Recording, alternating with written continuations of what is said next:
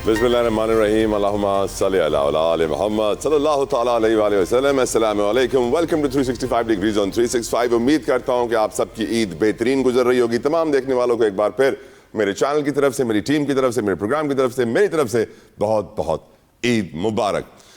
ईद की छुट्टियों में हमें सोचना चाहिए कि 30 दिन हमने रोज़े रखे हैं, उसका मकसद क्या था, हमारी विल पावर में कितना इजाफा हुआ। एक सेल्फ रिफ्लेक्ट करने का वक्त हर इंसान को मिलता है, सोचने का वक्त मिलता है कि आखिर ये मुल्क जिसे हम बड़ा प्यार करते हैं, हमारा वतन अजीज़, ये किस तरफ जा रहा है सियासी, मुआशी, मुआशरती तौर पे। हम जिस डायरेक्शन में जा रहे हैं, क्या वो डायरेक्शन सही है, नहीं है? Do we have to change, do we have to realise? हमें सोचने की ज़रूरत है। और आखिर मकसद क्या होता है? हम ये तो जानते हैं कि 30 दिन के लिए शैतान बंद होता है और फिर खुल जाता है ईद के दिनों में, और खुलते ही हम देखते हैं कि एकदम से बहुत सारे ऐसे काम होना शुरू हो जाते हैं जो वैसे ईद के दिनों में नहीं होने चाहिए, रमज़ान में भी नहीं होते हैं।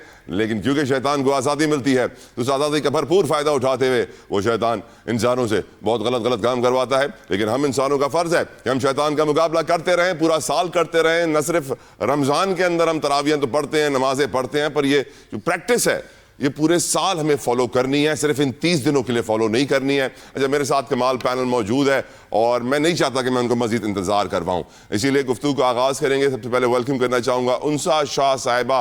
मेरी बड़ी अच्छी दोस्त रह चुकी हैं, मॉर्निंग शो किया करता था, तकरीबन हर हफ्ते 1-2 बार मेरी मुलाकात हो जाती करती थी, लेकिन अब बड़े अरसे बाद हो रही है। उनसा, अस्सलामु अलैकुम, ईद मुबारक, thank you so very much for your time, जज़ाकल्लाह खैर। खैरियत से हैं आप? वालेकुम अस्सलाम, ईद मुबारक मेरी तरफ से भी आपको और आपकी पूरी टीम को, बल्कि तमाम देखने वालों को बहुत बहुत ईद मुबारक। आपके बालों को मेरी नजर लग सकती है, बी केयरफुल। अच्छा? नजर उतार लीजिएगा, माशाल्लाह बहुत खूबसूरत लग रहे हैं। मैं वेलकम करना चाहूँगा उमैर जालियावाला साहब को, मुझे कराची स्टूडियो में ज्वाइन कर रहे हैं। उमैर, अस्सलामु अलैकुम, thank you so very much for your time. आपको भी बहुत बहुत ईद मुबारक, और ईद के दिन आपने हमारे लिए टाइम निकाला, we are so grateful to you. आपका बहुत शुक्रिया। वालेकुम अस्सलाम, आप सबको ईद मुबारक। Thank you so very much. Malik Sharjeel आवान साहब मुझे हॉलैंड से ज्वाइन कर रहे हैं।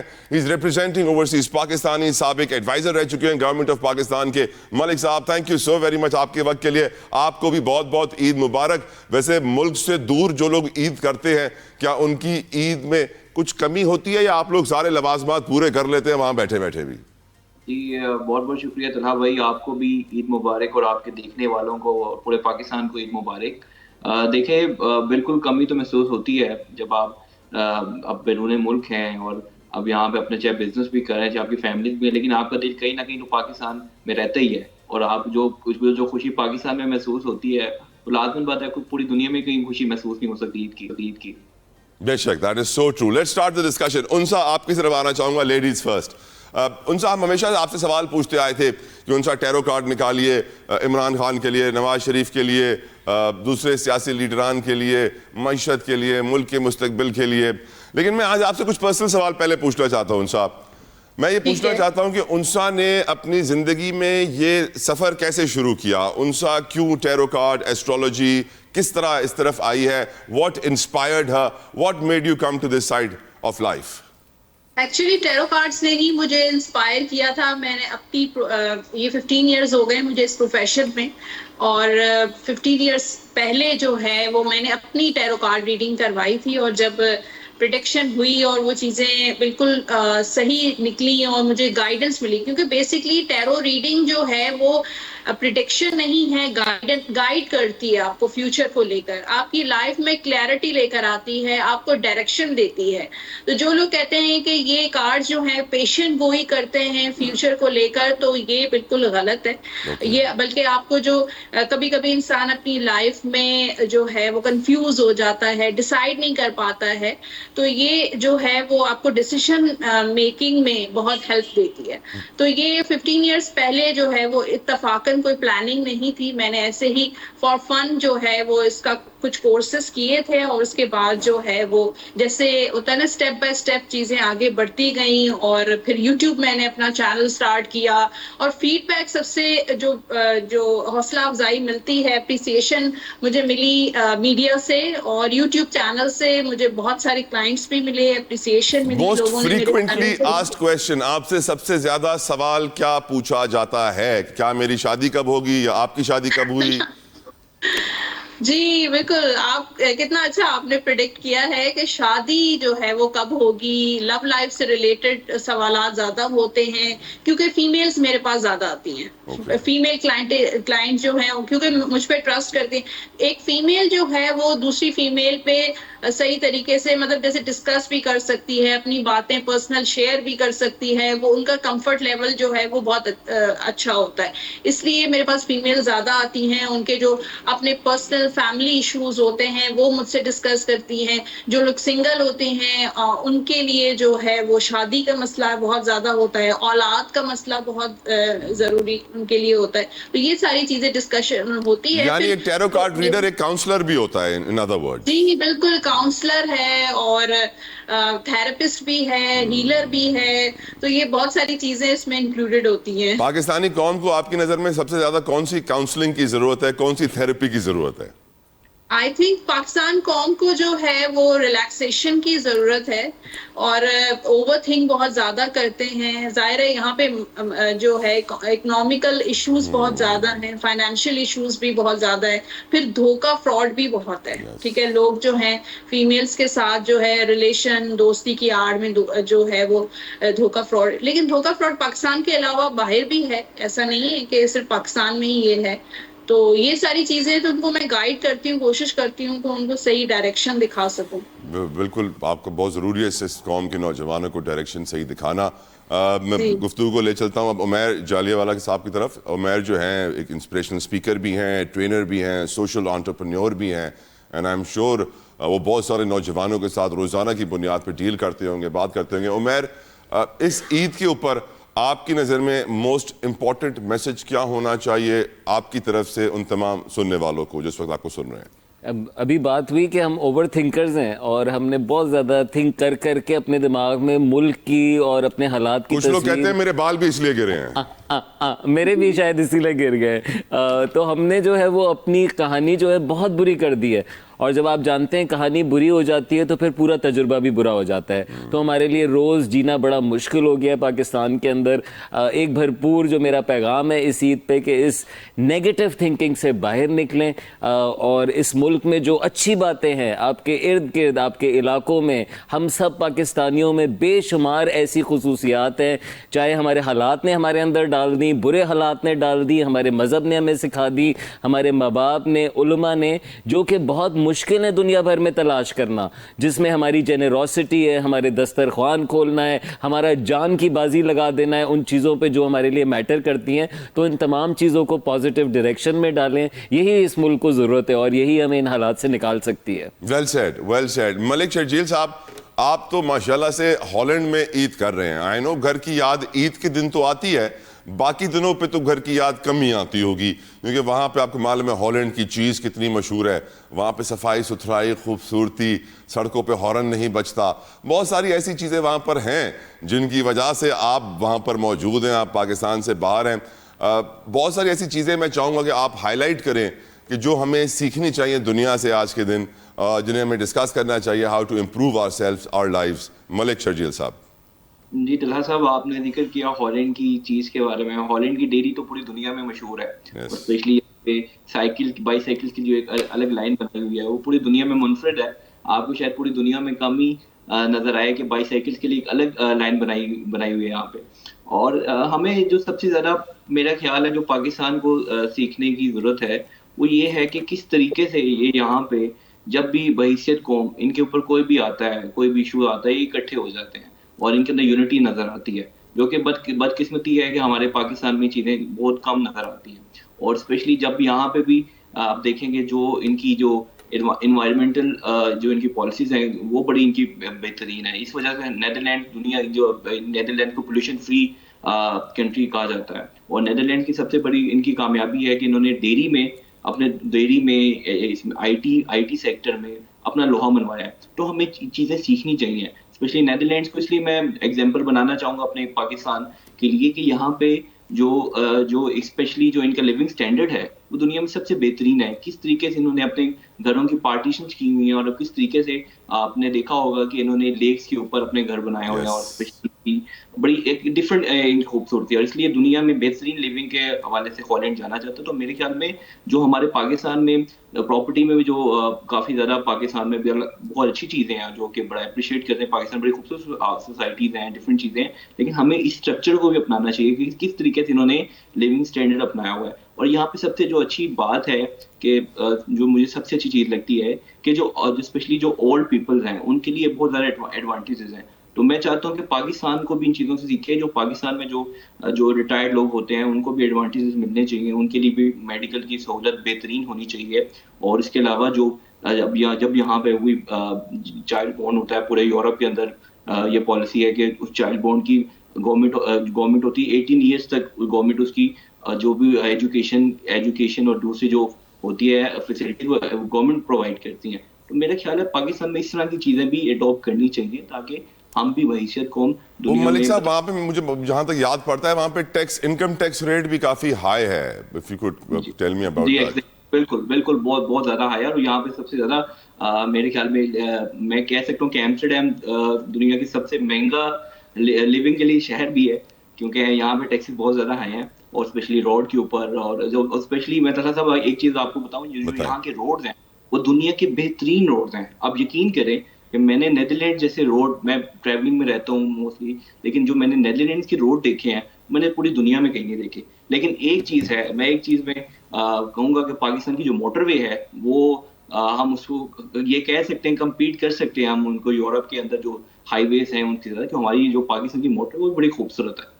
بالکل آپ صحیح کہہ رہے ہیں. پاکستان کی نہیں، آپ بولا کریں کے پی کے اور پنجاب کی موٹر وے بہت خوبصورت ہے، کیونکہ بلوچستان اور سندھ کے نصیب میں ابھی تک وہ موٹر وے نہیں آئی. اللہ کرے اس عید پہ میں دعا کرتا ہوں کہ باقی 2 صوبوں کے نصیب میں بھی یہ موٹر وے آئے. ان صاحب، پاکستان کی 60-70% آبادی نوجوانوں پر مشتمل ہے، اور نوجوان بڑی تعداد میں اسٹریس میں بھی ہیں، آپ جانتے ہیں ڈرگز میں بھی ہیں، ہر قسم کا نشہ عام ہو چکا ہے. باہر جانے کے لیے، ملک چھوڑنے کے لیے وہ ڈنکی میں چلے جاتے ہیں، موت کو گلے لگا لیتے ہیں، 25 لاکھ روپے اسمگلرز کو دے دیتے ہیں، لیکن پاکستان میں کوئی بزنس نہیں کرتے ہیں. میں چاہوں گا کہ آپ اپنے آف کورس ٹیرو کارڈز کو بھی یوز کریں. نوجوانوں کا مستقبل پاکستان میں کیا ہے؟ آپ کو پازیٹیو نظر آ رہا ہے، نیگیٹو نظر آ رہا ہے؟ اور as a counsellor, as a therapist, آپ ان نوجوانوں کو کیا مشورہ دیں گی جنہوں نے 30 روزے تو تراویہ بھی پڑھی، نماز بھی پڑھی، جیسے ہی شیطان آزاد ہوا عید پہ تو وہ غلط کاموں میں لگ گئے؟ ان صاحب جی بالکل صحیح، آپ بالکل صحیح بات کر رہے ہیں، اور یہ بہت امپورٹنٹ ٹاپک ہے، کیونکہ یوتھ جو ہے کسی بھی ملک کی جو ہے وہ بہت ایک ریڑھ کی ہڈی کی طرح ہوتی ہے. اب دیکھیں یہاں پر جو کارڈز اگر میں شو کروں، جو ینگسٹرز ہیں، جو نوجوان ہیں پاکستان کے، اب کارڈز بھی اتنے نیگیٹو آئے ہیں. مون کارڈ ہے، پھر یہاں پر 7 آف پینٹیکلز کا کارڈ ہے، اور 5 آف وینڈز کا کارڈ ہے. اب یہ کارڈز جو اگر میں بتاؤں کہ نوجوان کیوں اتنے زیادہ نا امید ہیں، کیونکہ پاکستان میں اتنی زیادہ انسرٹنٹی ہے، ان کو کوئی فیوچر کو لے کر سیکیورٹی نہیں ہے، اتنے زیادہ وہ انسیکیور ہیں. اگر ہم حالات بھی دیکھیں اور کارڈز کی ریڈنگ بھی دیکھیں تو کارڈز بھی یہی شو کر رہے ہیں کہ فائنینشیل اکانومی، منی وائز جو ہے وہ اتنی زیادہ انسیکیورٹی بڑھ گئی ہے، ان کا کریئر جو ہے وہ اتنا انسیکیور ہے کہ وہ یہ جو لوگ ادھر رہ رہے ہیں وہ ایسا فیل کرتے ہیں کہ وہ یہاں پر پھنس گئے ہیں، اور جو لوگ رہ رہے ہیں وہ شاید جو ہے وہ بہت بڑے چیلنجز سے گزر رہے ہیں. تو بہت زیادہ جو ینگسٹرز ہیں، آئی تھنک ہر نوجوان چاہ رہا ہے کہ یہاں سے موو کر لے. تو یہ پوری جو ریزن ہے وہ پاکستان میں جو انسرٹنٹی ہے، حالات جو ہیں، اور فیوچر کو لے کر ان کو مائنڈ میں انسیکیورٹی ہے، اس کی وجہ سے.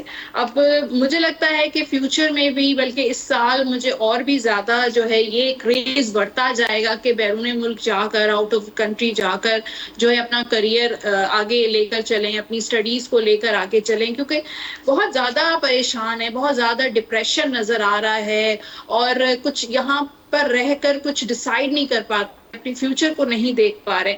اچھا، یہاں پر आई थिंक ये जो आइडिया है कि यहाँ से लोग जो मूव कर रहे हैं वो it's not a bad idea, वहाँ जाकर वो अपनी तालीम हासिल कर सकते हैं और फिर यहाँ पर वापस आकर अपना जॉब या बिजनेस स्टार्ट कर सकते हैं। लेकिन ये चीज़ जो है वो बहुत कम फ्यूचर में नज़र आ रही है और बहुत सारे यंगस्टर्स जो हैं वो यहाँ से मूव करेंगे क्योंकि यहाँ पर 6 ऑफ सोर्स का कार्ड है। वो अपनी लाइफ को बेहतर बनाना चाहते हैं, अपनी लाइफ में हीलिंग चाहते हैं, जो भी परेशानी उनकी लाइफ में है और आगे फ्यूचर को लेकर वो ये सोचते हैं कि वो एक अच्छी लाइफ गुजारे, एक अच्छा एनवायरनमेंट हो और बहुत सारी सिक्योरिटी और यहाँ पर जो करप्शन और बहुत सारी ऐसी चीज़ें जो नेगेटिव चीज़ें हैं उनसे वो बचना चाहते हैं। तो आई थिंक हर कोई चाहता है अपने फ्यूचर को सिक्योर करना, तो वो अगर वो सिक्योर उनसा ज़्यादा सिक्योर फील होता है जब आप डॉलर में कमा रहे होते हो ना कि रुपए में कमा रहे होते हो, क्योंकि रुपए की वैल्यू तो कुछ रही नहीं है। 5000 का नोट भी आज पाकिस्तान में ऐसे ही लगता है जैसे बस खुला हुआ और गायब हो गया। यहाँ वक्त हुआ एक ब्रेक का, कहीं मत जाएगा, stay with us, will be right back. Welcome back. Discussion को आगे बढ़ाएंगे, यकीनन बहुत सारी इंपॉर्टेंट बातें करनी है हमें आज। उमैर, आप माशाल्लाह से एक सोशल एंटरप्रेन्योर भी हैं। हमारे जो यूथ है, जो हम जानते हैं कि 30 दिन बड़ी मजहबी रहती है रमज़ान में और फिर जैसे रमज़ान ख़त्म होता है तो फिर सारे उल्टे काम भी शुरू हो जाते हैं। इस यूथ को आप क्या मशवरा देंगे इस ईद के ऊपर, क्योंकि हमारी यूथ के हवाले से बहुत सारे स्टैट्स हमारे सामने आते हैं। मुझे उमैर बड़ी हैरत होती थी जब मैंने कुछ डेटा देखा, 8 करोड़ नफसियाती, 4 करोड़ फ़कीर, 4 करोड़ शुगर के मरीज़, मतलब द नंबर गोज़ ऑन। कभी ऐसा लगता है कि ऐसे हमारी 24-25 करोड़ की पूरी आबादी ही किसी ना किसी स्ट्रेस, डिसऑर्डर, किसी बीमारी का शिकार नजर आती है। उमैर, आपकी नज़र में how do we bring our youth back on track? देखिए, मैं अब तो इतना जवान नहीं रहा, लेकिन मैं जब अर्ली ऑन मैंने बेनज़ीर का वक्त हुकूमत देखा, नवाज शरीफ का, फिर हमने डिक्टेटर का टाइम देखा, फिर उसके बाद दोबारा जमहूरियत देखी। पाकिस्तान के हालात अगर आपको लगता है कि अब जाके इतने ख़राब हुए हैं, तो मैं आपको बताना चाहता हूँ पाकिस्तान के हालात हमेशा से ऐसे ही रहे, हमेशा से ऐसे ही रहे। लेकिन नौजवान इतना नाउमीद नहीं था, लोग छोड़ छोड़ के नहीं भाग रहे थे, लोग जिम्मेदारी उठाने वाले थे। मेरे इर्द गिर्द नौजवान थे, हम सब मिलके इस मुल्क को बदलना चाहते थे और हमने दिहाई काम किया, नौजवानों को एक्टिवेट किया। तो ये क्या सोच लग पड़ी है कि आपको प्लेटर पे तैयार शानदार मुल्क दिया जाए? ऐसा ये मुल्क कभी नहीं था। ये एक चैलेंजिंग मुल्क है, आज़ादी के बाद से लेके अब तक। लोगों की किताबें हैं कि ये कितनी मुश्किल टर्फ है, इसके इर्द गिर्द नेबरहुड्स देखें, उस तमाम के दरमियान अगर पूरी अवाम इतना ज़ोर डाले तो आप तैयार हैं हुक्मरानी करने के लिए? आप तैयार हैं इस मुल्क की किसी जिम्मेदारी लेने के लिए? साथ हम ये सुन रहे हैं कि बाहर चले जाएं, डॉलर की इनकम ज़्यादा सिक्योर है। मैंने तो हमेशा रुपए की इनकम कमाई है, 32 ममालिक से ट्रेनिंग हासिल की या जाके डिलीवर की, इतने मौके मिले, लेकिन इस ज़मीन से जो रिटर्न मिला, यहाँ से जो इज़्ज़त मिली, यहाँ काम करके जो आउटपुट नज़र आया, दुनिया में कहीं नज़र नहीं आया और कहीं मैंने जगह मुंतखब नहीं की इस मुल्क के सिवा। सो आप अपना अगर चीज़ों को देखने का ज़ाविया तब्दील करते हैं तो आप उन चीज़ों को तब्दील कर देते हैं जिनको आप देख रहे होते हैं। मसला मौका, आप एंटरप्रेन्योर बने ना, एंटरप्रेन्योर को चाहिए क्या? मसला चाहिए, मसले के ऊपर धंधा बनता है बॉस। इस मुल्क का मसला तालीम, इस मुल्क के सबसे बड़े पैसे कमाने वाले तालीमी स्कूल। आप ये जोड़ते चले जाए ना, हर चीज़ पे जितने मसले गिनेंगे मैं आपको उतने मौके। अब ये बात आपकी ज़रूर है कि आसान नहीं है, मुश्किल है, लेकिन मैं आपको बताना चाहता हूं कि अजमत आसानी से नहीं आती। अजमत नेदरलैंड्स में बैठ के कंफर्ट में काम करके नहीं आती। जितना भी वो अच्छा माहौल हो, उसमें जितनी भी अच्छी ग्रेटनेस हो, हीरोइज्म और लीडरशिप अगर निकलता है तो मुश्किल से निकलता है, गंदगी से निकलता है। उस रेगिस्तान में एक फूल बने जिसका गनी खान ने जिक्र किया, रेदी गुल कलाम है। उस फूल को कहा कि तू यहाँ सड़ा हुआ है इस रेगिस्तान में, तुझे कौन देखने के लिए आएगा, तेरी इस खूबसूरती को कौन सराएगा? तो वो फूल जवाब देता है गनी खान को कि मैं ये जगह ईरान के बागात के लिए ना छोड़ूं, क्योंकि इस रेगिस्तान में मैं उम्मीद की अलामत हूं। आप मुझे बताएं, आपने मर जाना है, मैंने मर जाना है, इस जिंदगी का क्या मकसद है? क्या ये मकसद नहीं है कि हम अपने टैलेंट, हम अपने टाइम, हम अपनी सलाहियतों को एक बुरी जगह को सुधारने में लगाएं, बजाय इसके कि अपनी फिक्र में लग जाएं सिर्फ?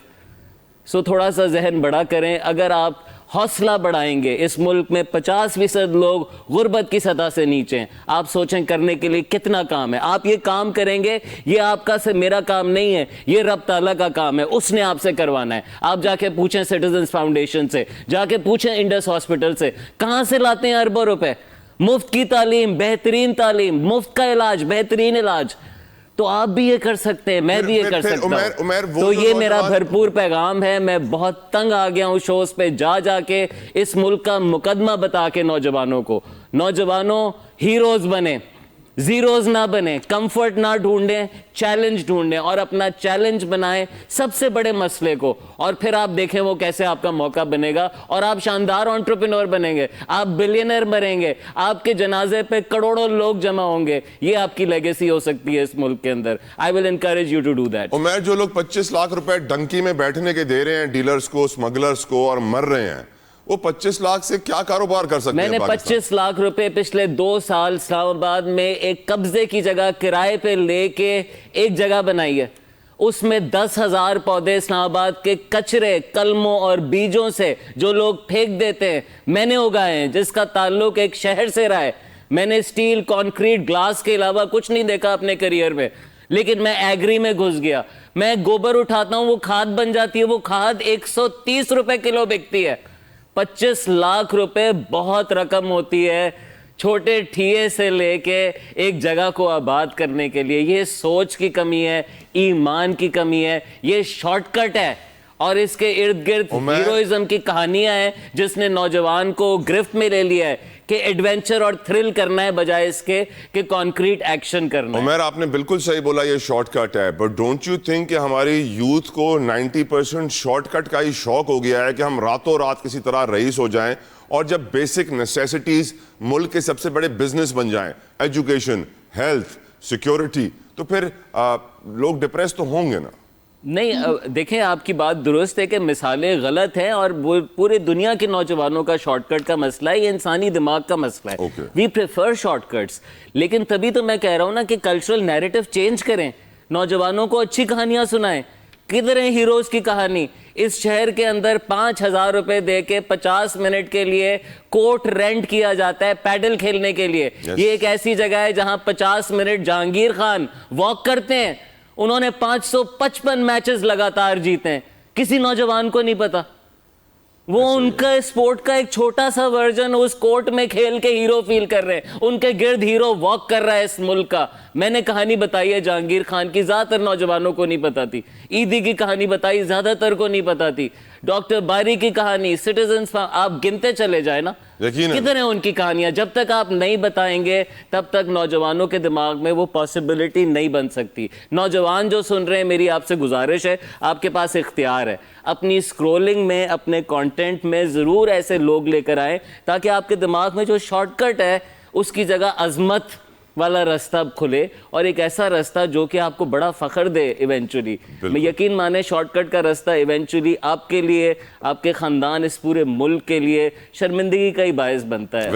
ویل سیڈ عمیر جالیہ والا صاحب. اب ملک شرجیل صاحب, کیونکہ آپ ہالینڈ میں بھی ہیں, تو میں آپ سے پوچھنا چاہوں گا کہ یقیناً آپ سے جتنے بھی لوگ آپ کے دوست یار احباب قریبی ساتھی بات کرتے ہوں گے, یہی کہتے ہوں گے کہ یار ہمیں بھی کوئی راستہ بتا دو, ہمیں بھی ہالینڈ آنا ہے, کوئی ایزی وے آؤٹ بتاؤ, کوئی جلدی سے ہمارا کام بھی ہو جائے. ایک تو ان نوجوانوں کو آپ کیا میسج دینا چاہیں گے؟ عمیر صاحب نے جس طرح بات کی بڑی خوبصورت کہ نوجوان شارٹ کٹ کے پیچھے پڑے ہوئے ہیں, ان کو نہیں پڑھنا چاہیے, محنت میں عظمت ہے, اور آف کورس انٹرپرینیورل سکلز. اگر میں آپ سے پوچھوں ملک صاحب کہ آج پاکستان میں وہ کون سی چیزیں ہیں جن کو آپ بالکل مس نہیں کرتے, جو آپ کو بالکل ناپسند تھی, یو ہیٹڈ دیم, اور آپ چاہتے تھے کہ وہ صحیح ہو جائیں, جس کی وجہ سے آپ شاید باہر چلے گئے, اور وہ آپ کہیں گے کہ یار اگر آج بھی بہتر ہو جائیں تو میرا ملک جو ہے نا وہ مقام حاصل کر سکتا ہے جس کا میں نے خواب دیکھا تھا. ملک شرجیل آوان صاحب. عمیر صاحب نے بڑی اچھی باتیں کی, اور بڑی انسپریشنل ان کی جو گفتگو تھی, میں بڑا متاثر ہوا ان کی گفتگو سے. انہوں نے جو بات کی کہ ہمیں شارٹ کٹ کی طرف نہیں جانا چاہیے. بدقسمتی ہے طلحہ بھائی, میں یقین کریں میں دیکھ کے پریشان ہوتا ہوں کہ دنیا آئی ٹی میں آگے ہے, دنیا ایجوکیشن میں آگے ہے, ہم لوگ کس چیز میں آگے ہیں؟ ہم جو کانٹینٹ بناتے ہیں, ٹک ٹاکرز اور دوسری چیزیں ہوتی ہیں, آپ یقین کریں کہ میں نے یورپ کے اندر کبھی اس طرح کا کنسیپٹ نہیں دیکھا. دنیا بات کرتی ہے, آئی ٹی کی بات کرتی ہے, ڈفرینٹ اپنی اسکلس کی بات کرتی ہے. ہم لوگ یہاں پہ بات کرتے ہیں جی فلانے ٹک ٹاکر نے یہ کر دیا, فلانے ٹک ٹاکر نے یہ کر دیا.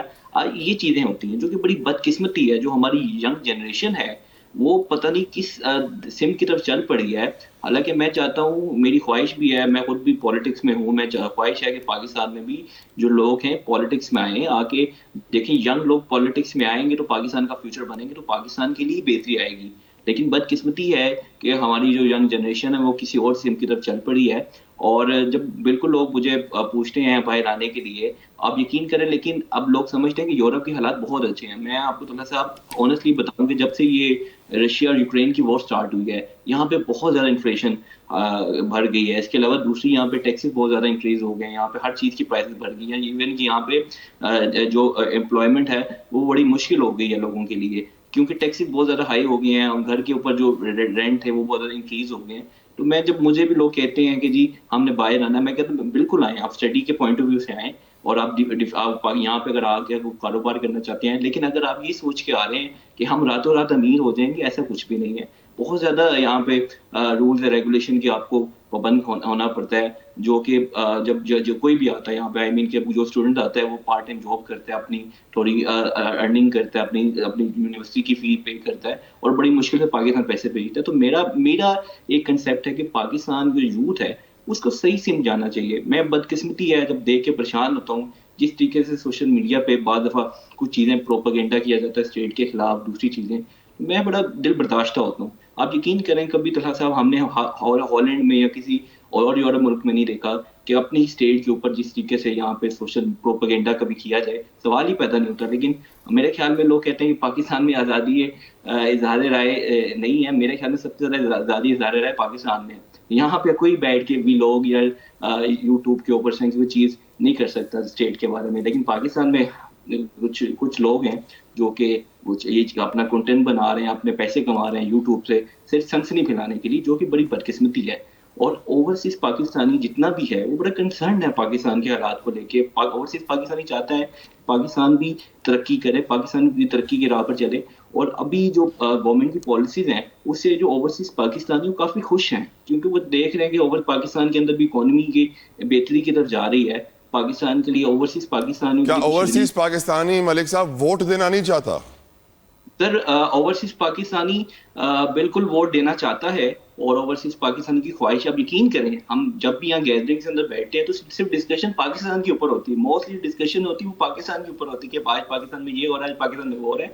ووٹ دینا چاہتے ہیں. اور میں آپ کو ایک اور چیز بتاؤں, اوورسیز پاکستانی تھوڑا سا اس گورنمنٹ سے خوش بھی ہوئے ہیں. جب سے یہ PIA بحال ہوئی ہے اور ابھی UK کے لیے دوبارہ فلائٹ چلنا میرے خیال میں غالباً تھوڑے دنوں کے بعد ابھی جب فلائٹ سٹارٹ ہو جائیں گی تو اوورسیز پاکستانی اس چیز سے خوش ہو رہے ہیں. اور اس لیے تو اوورسیز پاکستانی یقین کریں گورنمنٹ کی پالیسی سے خوش تھے. سر PIA کی فلائٹ سے اوورسیز پاکستانی کیوں خوش ہو رہے ہیں, اور بہت ساری ہزاروں ایئر لائنز ہیں پاکستان آنے کے لیے؟ دیکھیں طلحہ صاحب, فلائٹ ڈائریکٹ ہے. جب آپ 7 گھنٹے میں پاکستان پہنچ جاتے ہیں, جب آپ دوسری اور جو آپ کا جو ٹکٹ ہوتی ہے وہ بھی سستی ہے. PIA کا جو ٹکٹ ہوتا ہے وہ غالباً دوسری ایئر لائن سے کافی زیادہ سستا ہوتا ہے. اور اب آپ ڈائریکٹ فلائٹ پہ آپ اپنے ملک پہنچ جاتے ہیں. جب آپ دوسری فلائٹس پہ جاتے ہیں, جب آپ کوئی بھی روٹ یوز کر رہے ہیں, قطر کا, UAE کا, اور ملکوں کا, تو وہ آپ کو ٹرانزٹ, آپ کو بعض دفعہ لوگوں کو ایک دن 5 گھنٹے 6 گھنٹے لوگوں کو وہاں پہ ایئرپورٹ لگ جاتے. تو یہ ڈائریکٹ فلائٹ ہے. اوورسیز پاکستان کی بڑا ریلیف ہے. ویسے ملک صاحب آپ مجھے بتائیں, ہالینڈ میں وہ کون سی چیز ہے جس کو آپ دیکھ کر بولتے ہیں کہ ہائے کاش یہ میرے ملک میں بھی ہوتی؟ سر میں چاہتا ہوں کہ بائی سائیکلز پاکستان میں ہوں. پاکستان میں بائی سائیکلز کے لیے اسپیشلی ایک لائن ہے. پاکستان نے ایک ہی سوراب سائیکل بنائی تھی, اس کا مالک بھی بیچارہ جو ہے وہ مشکل میں پڑ گیا. ہم تو سائیکل بنانا جانتے ہی نہیں ہیں, ہمیں تو مینوفیکچرنگ کچھ آتی ہی نہیں ہے, ہم تو سب امپورٹ کرتے ہیں.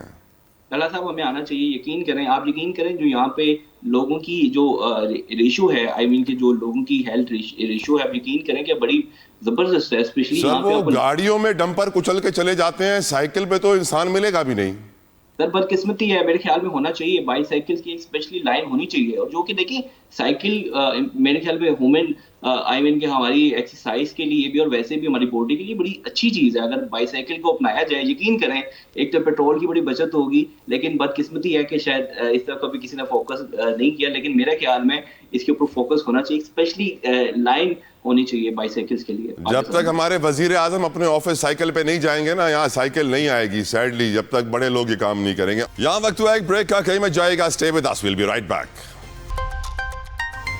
Welcome back. डिस्कशन को आगे बढ़ाएंगे। उन साहब, आजकल की रमज़ान ट्रांसमिशन को मैं सलाम पेश करता हूँ, बड़ी कमाल होती हैं। इसमें दीन के अलावा हर चीज़ की बात होती है, खाने की, शादियों की, इसकी उसकी। और इस दफ़ा उनसे 4 शादियों को बड़ा डिस्कस किया गया, बड़ा वायरल हुआ एक कंटेंट कि जी 4 शादियाँ होनी चाहिए, मर्द को इजाज़त है, मैं नहीं करूँगा, मेरी बीवी ऐसी।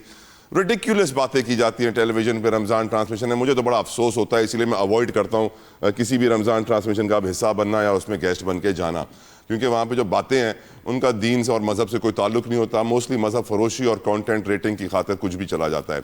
लेकिन ये आजकल 4 शादियाँ उनसा बहुत चल रही हैं। अल्लाह ने तो इजाज़त दे दी है, वो अलग बात है कि पाकिस्तानी औरतें अपने शौहरों को इजाज़त नहीं देती हैं दूसरी, तीसरी या चौथी करने की। मर्दों को तो बड़ा शौक है, उनका दिल फ़ौरन से तितली की तरह हिलना शुरू हो जाता है 4 शादी का जिक्र करते ही, इसलिए हर कोई 4 शादी।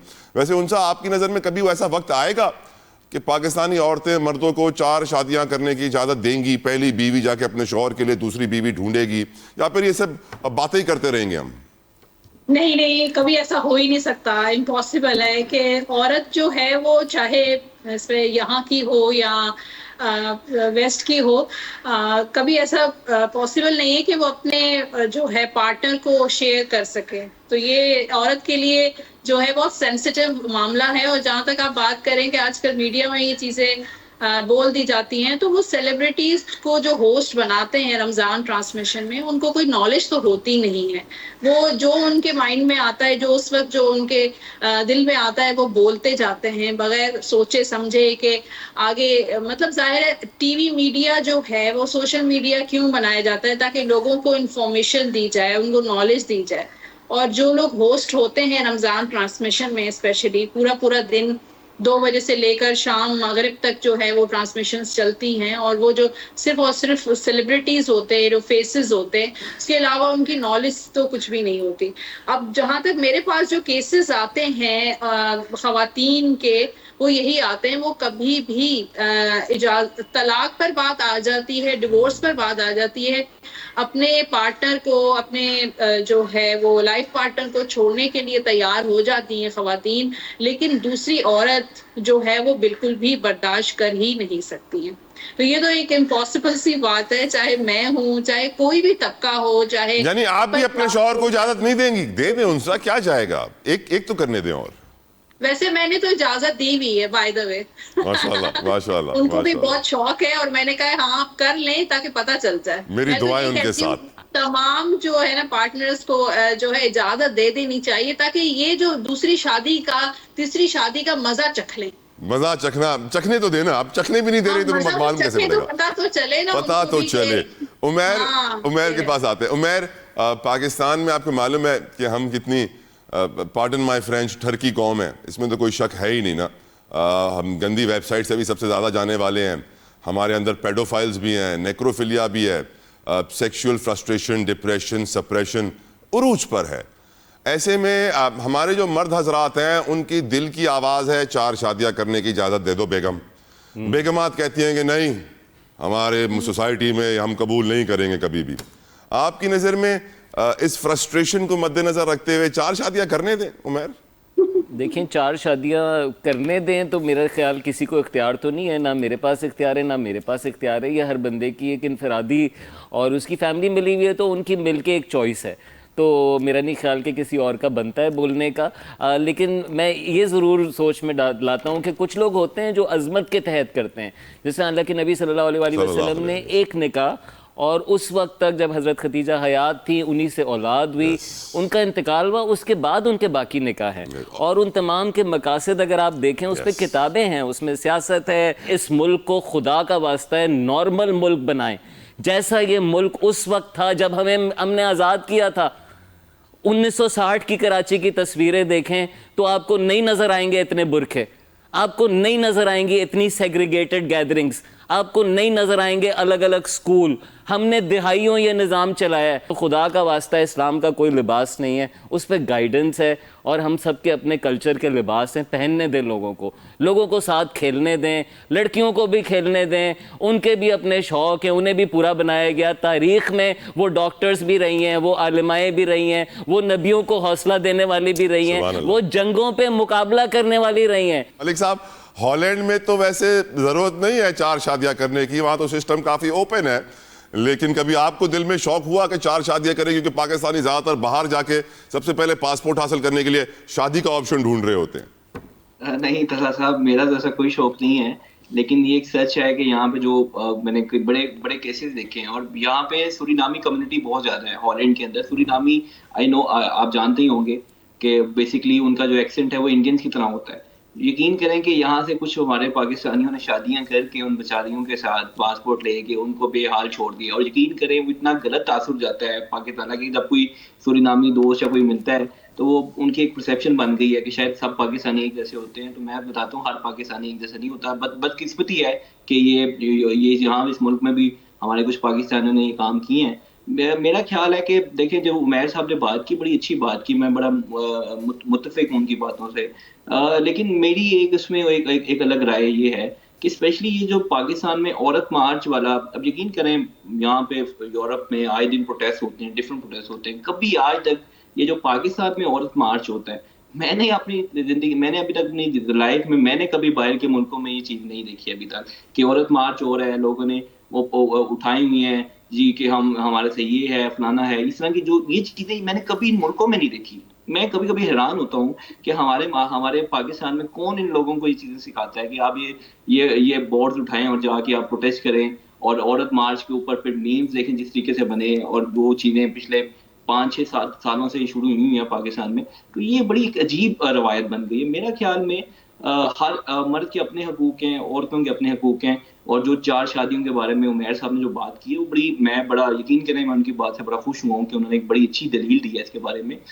لیکن ہمارے یہاں پہ کچھ زیادہ ڈیسپریشن ہے, اسپیشلی پاکستان میں. یہاں پہ تو آپ الاؤ نہیں ہے کہ آپ یہاں پہ ایک وائف سے آپ دوسری شادی نہیں کر سکتے ہالینڈ کے اندر. اگر آپ کی وائف کو پتہ چل جائے تو آپ کے اوپر وہ کورٹ میں آپ کو لے کے جا سکتی ہے, آپ کو اس کے بہت زیادہ کانسیکوینسز آپ کو فیس کرنے پڑتے ہیں. تو یہاں پہ اس طرح کی چیزیں نہیں ہیں, لیکن پاکستان میں بہت زیادہ ڈیسپریشن ہے. پاکستان میں لوگوں کی بہت زیادہ آئی ڈونٹ نو کہ وہ جو انہوں نے بات کی ہے کہ کراچی 1960 میں جو ہم بھی پکچرز دیکھتے ہیں, ہم تو خیر بہت چھوٹے تھے, جب بھی کراچی میں جاتا ہوں اسپیشلی میں ابھی بھی کراچی کی جو سی ویو لائف ہے وہ بڑی خوبصورت ہے, مجھے بڑی اٹریکٹ کرتی ہے. جب میں بدقسمتی اب دیکھتا ہوں کہ ٹرام چلتی تھی کراچی میں, آج ٹرام نہیں, اور جب بھی کراچی ایئرپورٹ سے ہم نکلتے ہیں مدیر سے نکلتے ہیں ہمیں صرف جھنڈے نظر آتے ہیں پارٹیوں کے, جو کہ بڑی ایک میرے لیے میں بڑا محسوس ہوتی ہے چیز کہ یہ چیز کراچی میں نہیں ہونی چاہیے. کراچی کی خوبصورتی ویسی ہونی چاہیے. 60s یا 70s میں ٹرام چلتی تھی, دنیا سے لوگ کراچی آتے تھے. بہت شکریہ ملک شرجیل آوان صاحب joining us from Holland, Umair جالیہوالا صاحب in کراچی اسٹوڈیوز, and انسا شاہ صاحبہ, thank you so very much. تمام مہمانوں کو ایک بار پھر عید مبارک. دیکھنے والوں کو پھر سے میں کہوں گا کہ آپ انجوائے تو کریں, پر رمضان کی اسپرٹ کو, جذبے کو بھولیے گا مت. جو ویلیوز آپ نے رمضان میں اپنی ایوری ڈے لائف میں رکھی ہیں وہ کنٹینیو کیجئے پورا سال. اپنا خیال رکھیے, عید انجوائے کیجئے. I'll see you soon. Until then, اللہ حافظ.